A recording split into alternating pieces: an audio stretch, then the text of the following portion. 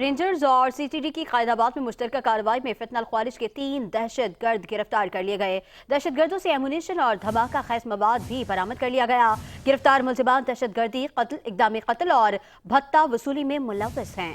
ملزمان میں جاوید سواتی اور بھائی جان شاہد حسین اور عمر اور اکبر زیب خان شامل ہیں۔ ترجمان رینجرز کے مطابق ملزمان کا تعلق فتنہ الخوارج سوات گروپ سے ہے۔ ملزمان اپنی فیملی کے ہمراہ سوات آپریشن کے بعد کراچی میں شفٹ ہوئے تھے اور مختلف مقامات پر روپوش رہے ہیں۔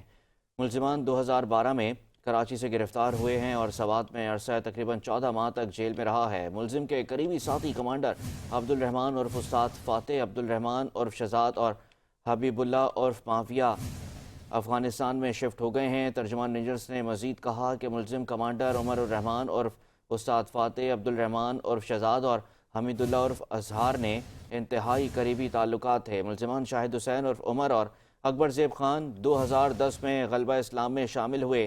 2014 میں زکریا عرف انعام اللہ فتنہ الخوارج سوات گروپ میں شامل ہوئے۔ ملزمان عسکری تربیت یافتہ ہیں اور افغانستان متعدد بار جا چکے ہیں۔ ملزمان کراچی میں بھتہ وصولی، قتلوں اور اقدام قتل کی متعدد کارروائیوں میں ملوث رہے ہیں۔